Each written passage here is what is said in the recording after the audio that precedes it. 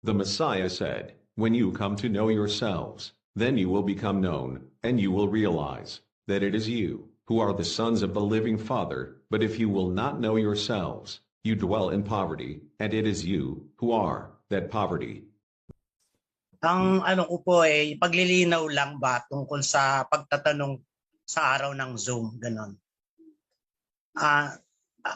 Paano po ba yung tamang sistema, halimbawa kapag nagtanong ng isang miyembro ng kawan, halimbawa meron siyang tinanong tungkol din naman sa Biblia, tapos ang isasagot ng press, ibig sabihin ang isasagot niya, dahil hindi maintindihan kung yung pagpalagay natin yung tanong ng kawan ay hindi related sa topic. Tama po ba yun na sasabihan yung nagtanong na gaano ka na ba katagal sa kawan? Taga saan ka ba? Anong chapter ka? Sinong Joshua ang nag-interview sa'yo? Tama po ba yung ganon? Praise Hill? At saka... Hindi tama. Hindi tama. At saka ang follow-up question ko po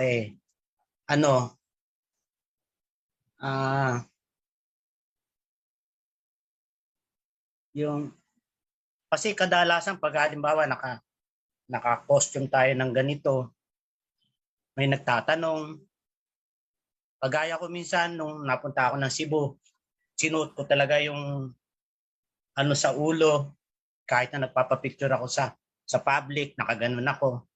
May nagtanong sa akin, Muslim ka ba? Ang sagot ko na lang, hindi po. Nilalagay ko lang po yan para hindi makita yung puting buhok ko. Ano po ba yung tamang kasagutan sa mga tanong na gano'n? Salamat po. Okay, let me take it. Kapag tinanong kayo, Muslim ba kayo? Yes or no lang naman ang tanong eh. Sagutin natin ng no. Tapos. Diba? Answerable ba yes or no lang naman ang tanong eh. Muslim ka ba? Oo, hindi ang sagot doon. Dalawa lang naman eh. Hindi sagutin natin, hindi po. Hindi naman siya nagtanong bakit din ang kasuotan eh. So wala tayong dapat i-explain. Ang tanong niya ay simple. Muslim ka ba? Hindi. Parang ganito yan. Ikaw ba'y lalaki? Lalaki ka ba? Ano isasagot mo? Oo. Hindi mo naman kailangang mag-explain na kasi meron akong ganito ganon, may ganito ako, may ganon. Kasi wala naman akong kagaya nung sa babae. You don't have to explain. Muslim ka ba? Answerable ba yes or no? Answer them, no. Kung nagtanong pa ulit, bakit ganyan ang suot mo? Sapagkat ako ay Shemite at ang mga Muslim ay Shemite din. Kaya nagkakapareho kami, may similarity. Tapos.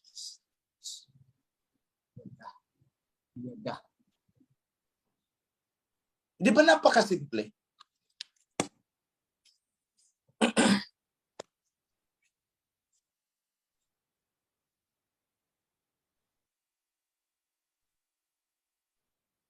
I hope I answered the question.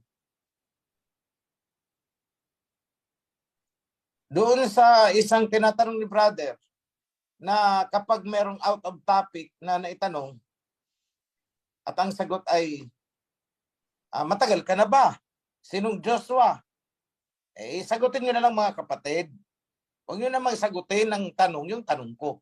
Tapos, babaan mo ang mikropono. Salamat. Sinagot mo ng tanong ang tanong ko. Ganun lang. Para matauhan. Diba? O nagtatanong ka.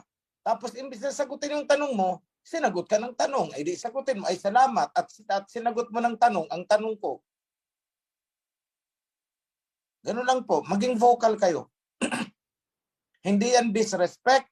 That is a matter of stating a factual observation.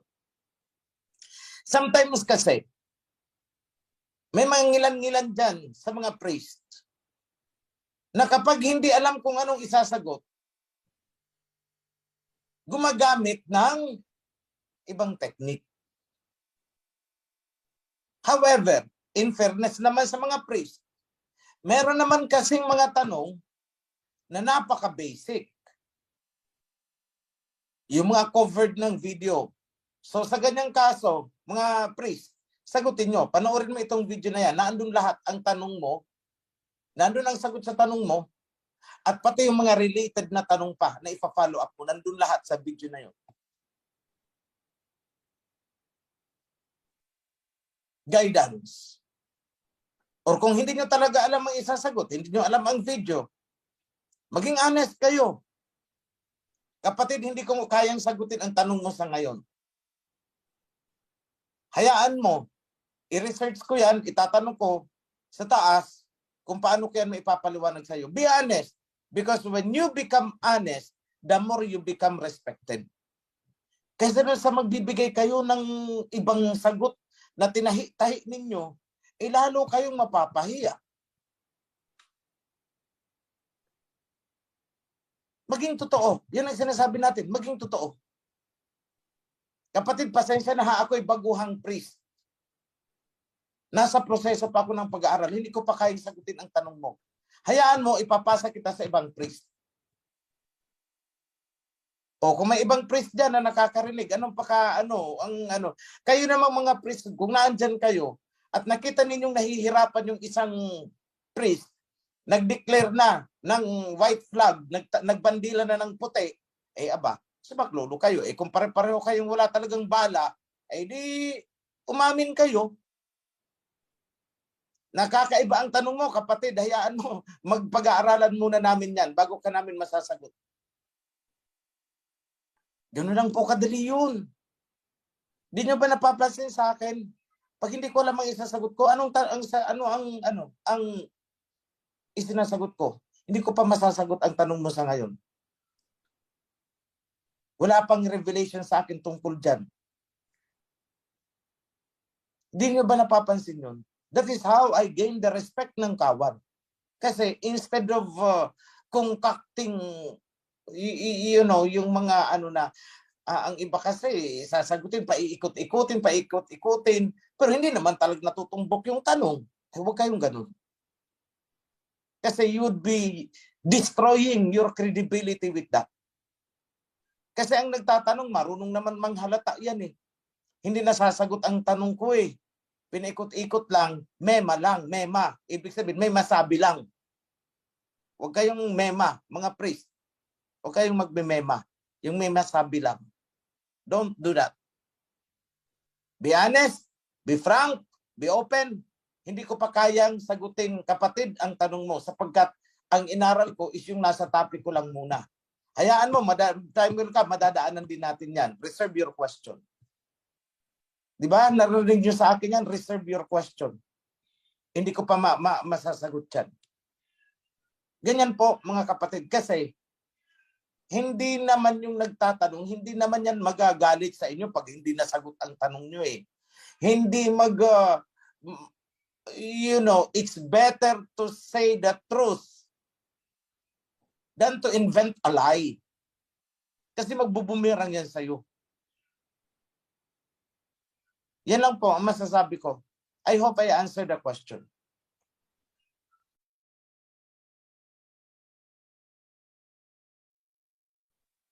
Mapagpalang araw po mga kapatid, lalo na kay Kamahalan. Meron po akong katanungan.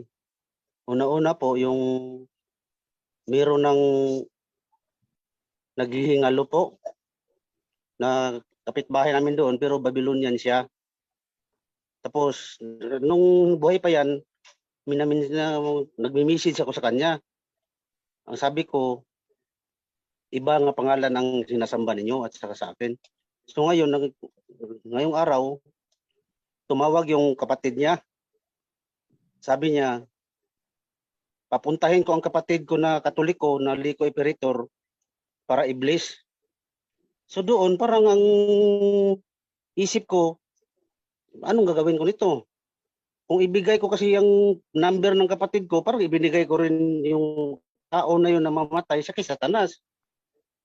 Kaya pumunta ko dito sa HOP, pagdating ko dito, sabi nung kanyang kapatid, ako na lang daw ang mag-bless. Kasi alam naman ng kapatid niya ang tunay na pangalan kasi napagsabihan ko na yun.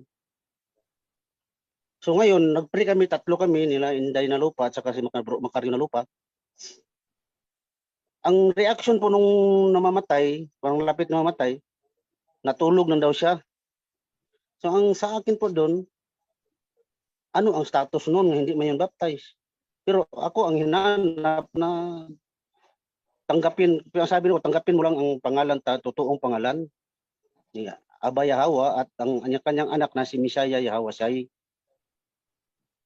Sa akin po, baka nagkasala ba ako doon na nangunguna ako? At saka, pangalawa kong question, yung anong status yung namatay na yun? Maraming salamat po, kamahalan.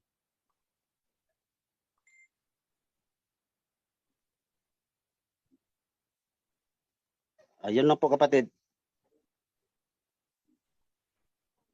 Kamahalan, nakamute po kayo. Okay.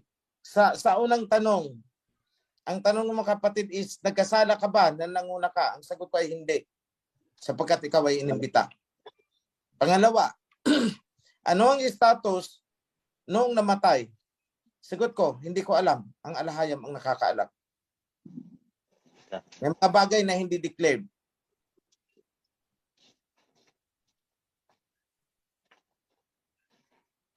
Ang sagot na yan ay may masasagot sa Judgment Day. Doon pa lang yan mabubuksan ang kaso niya. Salamat po, kamahalan. Okay. So may katanungan po tayo dito sa FB Live. Ito siguro babasahin ko lang kasi may ibang the same ang concern. Sabi niya, ang feast ay kautusan sa covenant. Paano po ba yung mga kapatiran natin na hindi dumadalo sa feast? Sandali lang po. Sa pre-sealed siguro natin. Okay, ito pala yung pangalawa niyang tanong is may kapatiran po tayo na matagal na baptized after baptism, hindi na nagpapakita at hindi na rin active sa GC ng chapter. At hindi na rin po nagre-reply ano po gagawin sa kanila. Saka may isa po dito na the same po nito, pag ganito po, nasa chapter level nyo po ito mga kapatid, kasi may Joshua po naka-assign sa inyo. Sila pong magbibigay ng guidance, ano po yung nararapat nyong gawin. So, pero ito yung isa, tanong, yung mga feast ay kautusan sa covenant. Paano po yung mga hindi dumadalo na malapit naman? Ang malalayo, nakakarating naman. Okay, sis, actually, nandiyan sa kautusan na rin naman na yung sagot eh. Kautusan, hindi mo sinunod. Common sense. Anong dapat gawin sa'yo? So siguro Parang kamahalan. Opo. Parang batas. Hindi mo sinusunod. Sinuway mo. Anong gagawin sa'yo? Ganun lang yung kasimple. Bigyan ko kayo ng example. Ano ang sabi ng Aba? Yan, sa Egypt, na hindi sumusunod, hindi nag-observe ng aking Feast of Tabernacles. Anong sabi niya? Lilipulin ko kayo sa apoy. Di ba? Andun yung sagot. So kung ayaw sumunod, alam niya kung anong dapat niyang sundin, pabayaan niyo. Ginusto niya yun. It is his responsibility. Kasi kahit kalad ka rin nyo yan dyan, kung sa kalooban niya ay ayaw niya, kahit na andyan siya sa loob at nakikiselebrate, kung ang kalooban niya ay ayaw, useless yun. Siya ang lumalayo. Hayaan mo siya. Ginusto niya yun eh. Alam niya na eh. Alam nyo kasi mga kapatid, hindi uso sa atin dito yung kagaya ng ginagawa ng mga channels na i-schedule ka, puntahan sa bahay. ganituhin, encourage, doktrinahan, etc., etc. Himukin nyo sa anumang pamamaraan na bumalik dito. Hindi tayo ganun. Dahil ang alahayam, hindi niya ipinagduduldulan ang kanyang covenant. So do we. Hindi natin ipinagduduldulan ang covenant. In-explain sa'yo, alam mo na, tinanggap mo, nasa sayo na kung susundin mo ang stipulations doon sa kontrata na pinirmahan mo. The rest, wala na tayong sagutin doon. Sagutin niya yon. Although, on the human side, maigi ding dalawin natin kahit minsan. Dinalaw nyo na, ginawa na ninyo ang part kasi baka may problema. Kapatid, ikaw ay kasamahan namin sa covenant. Dinalaw ka namin para alamin ang kalagayan mo sapagkat ikaw ay hindi na nakakadalo, di ka na nagpaparamdam. Ano po ba ang lagay natin?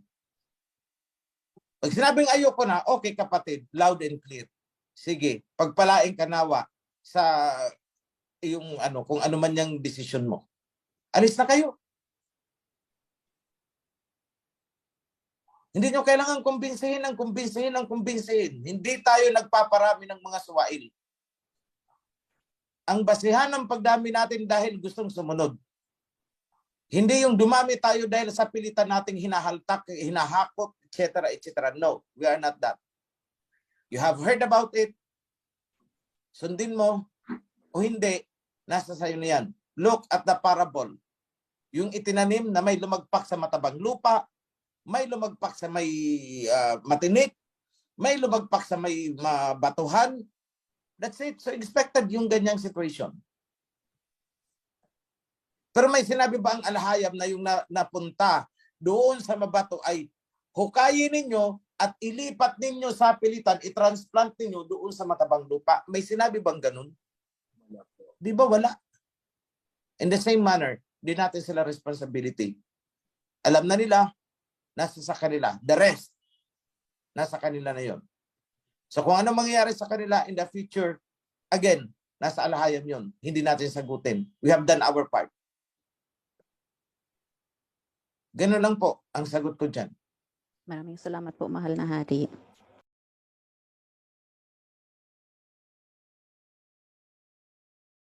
Okay, before we proceed to the next question, kanina pagalit ang ginawa ko. Pasensya na kayo. Ako talaga'y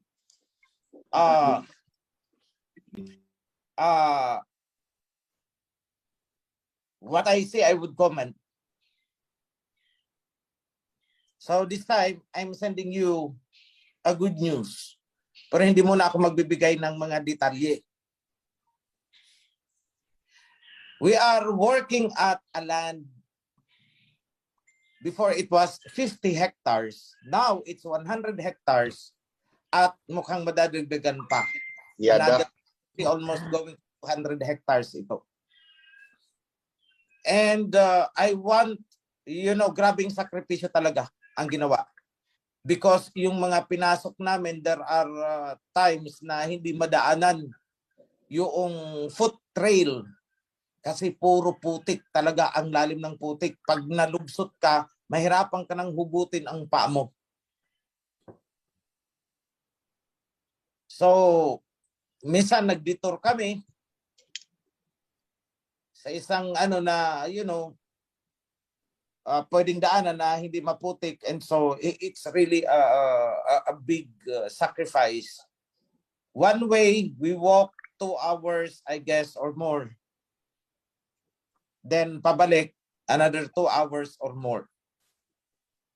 Dalawang bundok.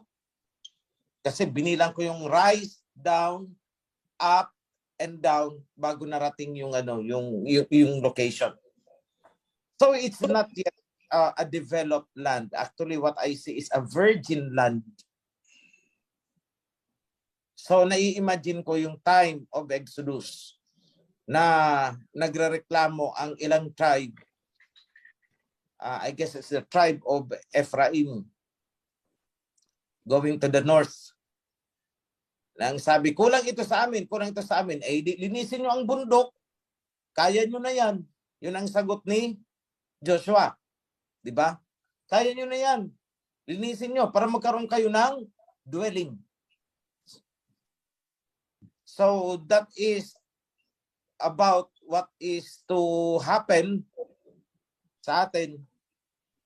So we are working on that.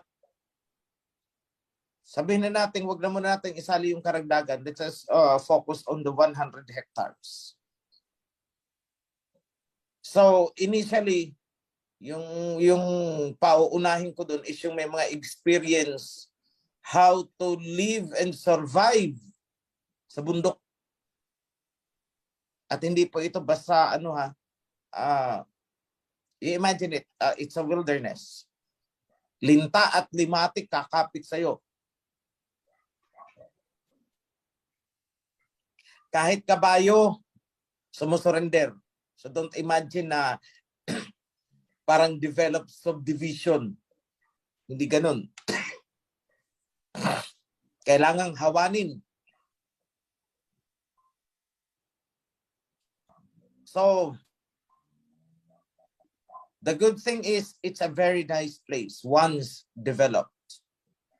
And we are working for, we are raising the fund. I hope yung isang pinagkakatiwalaan natin ng Kawan could push with that initial funding para sa road construction. So, I'd like you to imagine,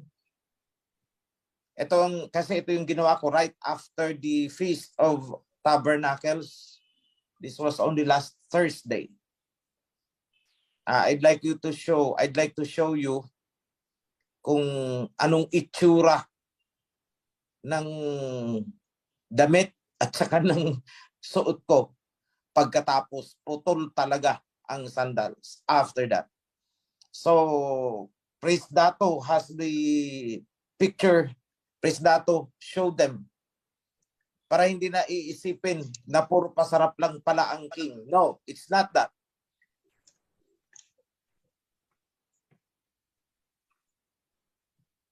Ay, opo, mahal. Show them. This is the behind the scene kung anong ginagawa ng inyong king.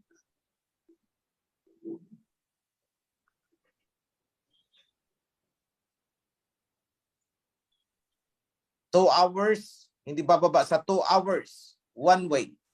Paakyat, pababa, putik hanggang tuhod. But I appreciate, believe ako kay Priest Senen, napakalakas ng endurance. Ako'y hingal na. Few steps, mga 10 meters. Teka lang, let me catch my breath. Pero si Priest Senen, dire-diretso eh. So maybe it's because for nearly 3 years, wala na talaga akong exercise. Ako ay parang ibon na nasa loob ng hawla na humihina na ang pakpak. Pag binitawan mo at nagtangkad lumipad, babagsak. That's how I imagine myself. But it's a good thing na umakyat ako ng bundok. 2 bundok yata yun bago narating yun. Hindi ko naman napangalanan kung sinong mga kasama at ipagkikitan ko na pati yung lugar. I will see it. Okay? So, pilay-pilay talaga ako. So, you can enlarge that. Tingnan yung itsura. Nakon pala.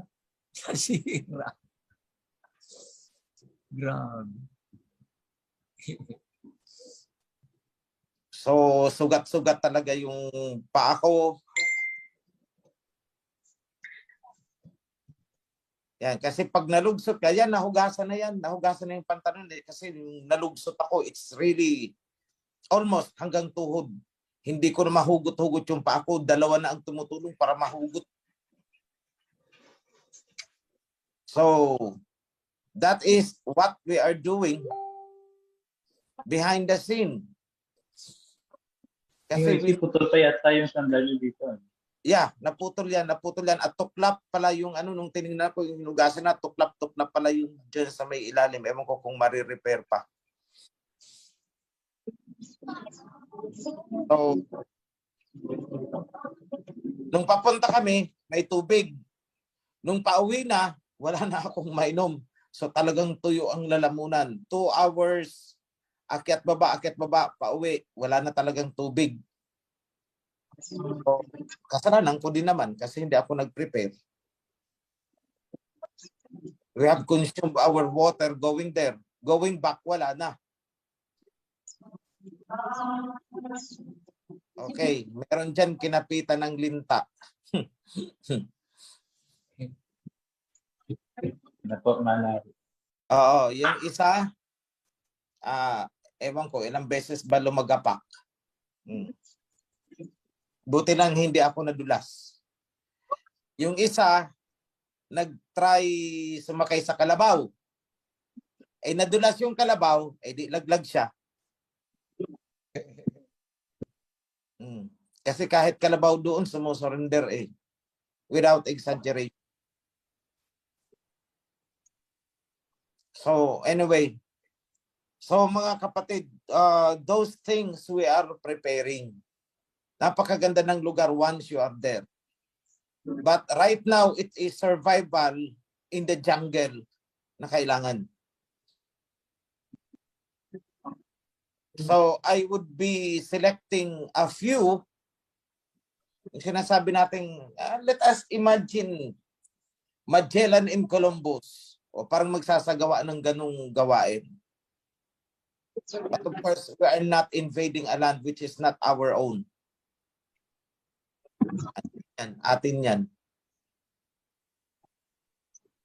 So we have to, kailangan ipa-aerial survey yan. Then determine yung mga boundaries up to which portion ang extent ng land. So we're just getting back what is ours. So I have lots of locations like that. Gusto kong every region meron. Luzon, Visayas, Mindanao, hanggang doon sa dulo. Yung mga natin, land researchers ay hindi tumitigil. And I'm very thankful they are there. So yung mga gustong subukang mamuhay sa bundok, let's see. Basta ako ang sasabihin ko, as of this time, huwag niyong imagine na masarap ang buhay doon. It's survival in the jungle. It's a real literal jungle. So matuto kayo paano mag-purify ng inuming tubig mula sa ulan. How to manage yung lamok. Paano manage ang limatic. But after that, we will have it. Yes po. We will have it developed into a community. Community natin. Exclusive community. Only for us. Then hindi ko naman papayagang pumasok dyan ang hindi atin. Yada. Hindi ko papayagan. We will have our own security, and not only a security, armed security.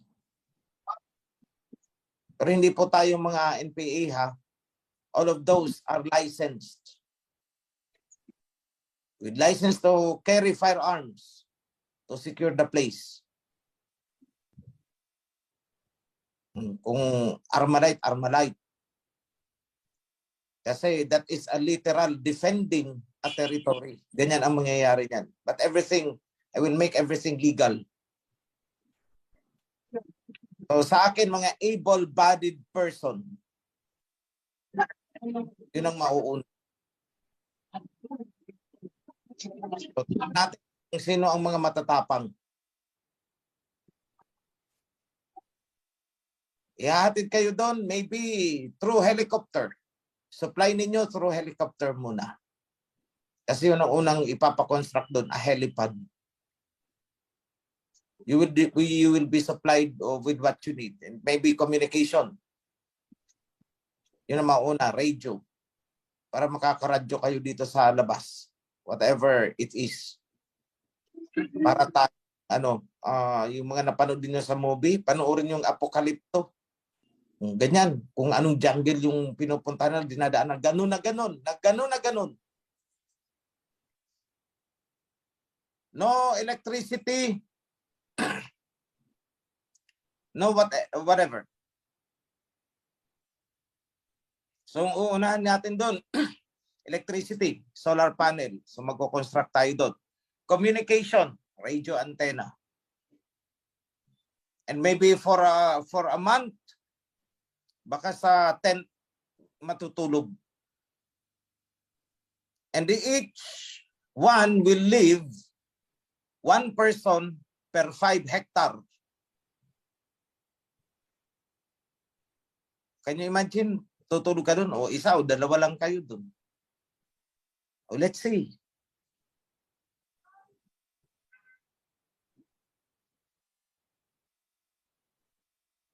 So, basta ako talaga, anyone who desires a share in there should sacrifice. Not only kasi gusto niyang mag-own because no one will own the land. No one.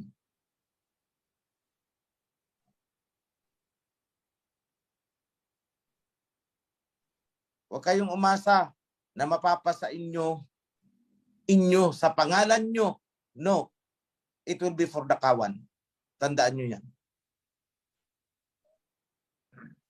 So, biglang bawi ay akala ko mapapasa akin kasi magpapagawa ako ng resort, tourist spot ko. No, that will not happen. As early as now, sabihin ko na. So, kung magsasacrifice with personal vested interest, wag mo nang ituloy. Mabibigo ka. Mabibigo ka. Because the land is reserved for the community. Para sa lahat. Parang imagine nyo kung paano naghati-hati ang mga tribo noon. Nauna ang may mga kakayahan sa physical na lakas, pangangatawan. Sila ang unang nagpenetrate. Then sumunod yung mga pamilya. Ganon din naman ngayon. Until such time that we can successfully see the sacrifices. Kasi ang Aba, pag nagbigay ng lupa, hindi yan ibibigay sa iyo na malahardin na parang, naka-landscape na. No. Tayo ang gagawa nun. Huwag nang hintayin ang Aba na i-landscape para sa atin. Lahat ng improvement doon, tayo ang gagawa. Yet, you do not claim it as your own. You can use it, but you cannot claim it as your own. You can live there, maninirahan ka doon, pero hindi mo yan makiklaim na iyo.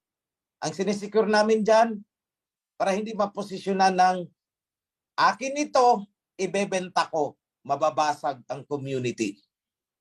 Hindi ko papayagan yan. You have to sign legal papers. You cannot sell it. You cannot sell it. You cannot consider it as your own, but you can use it for as long as you are faithful to the covenant. Yan lang ang requirement. Faithful ka, sumusunod ka sa covenant, sumusunod ka sa mga rules, sa protocol. I will set the protocol for that community. Hanggat sumusunod ka dyan, mamuhay ka dyan, hanggang sa kaapu-apuhan mo, sige, dyan kayo. Basta sumusunod kayo. Once na lumalabag na, you have to get out. Wala kang pwedeng habulin. Yan po ang arrangement ko. As early as now, sasabihin ko na sa inyo. And that holds true not only for this Luzon location. Ganyan din lahat. Luzon, Visayas, Mindanao. Marami yan. Marami yan. Lalagpak at lalabas yan. It's about time. Kailangang asikasuhin natin bago pa tayo unahan ng mga developers. Just think about this. Yung mga naggagandahang mga resort dyan. Alam niyo, jungle yan noon eh. Dinevelop lang eh. Kaya ang ganda na. Gusto-gusto nang puntahan pati mga turista, local and international. But going back, anong itsura niyan? Ganyan din tayo ngayon. So there are really people who would take the greatest sacrifice. So pinag-aaralan ko ngayon, paano ang strategy for these people who would live there to clear the land, clearing. From food to emergency provisions, lighting, drinking water, shelter. Yan lang muna. Then of course, gusto ko may kakayahang marunong magpaputok ng baril. I want that. You should be able to know how to defend yourself.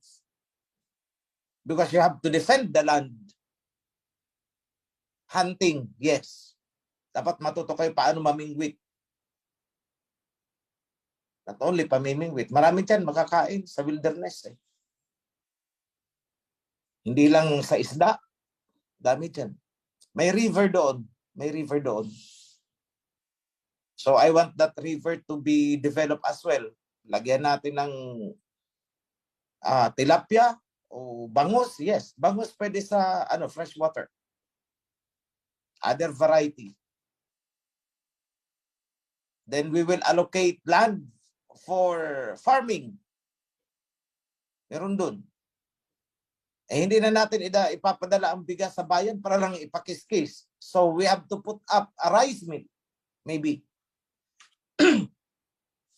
Self-sufficiency is the key term na gagawin dun. So, yan lang mga kapatid, binigyan ko kayo ng idea na the officers, yan, si Prime Senen, hindi po kami nagpapasarap lang. We are taking literal risks. Ayan si Prime Senen, bumiyahe, magdamag na biyahe, then umakyat ang bundok. I was worried. Pero baliktad ang nangyari. Ako yung inaalalayan nila. Because mahina na pala ang aking mga legs and the endurance. But I'm thankful to be exposed. I'm going back to my, sanay ako sa ganyan. Childhood days. Kaya lang masyadong naluto lang sa buhay sa city. That's the difference. So, yan lang mga kapatid. That's the good news that I'm giving to you. And let's resume the question and answer.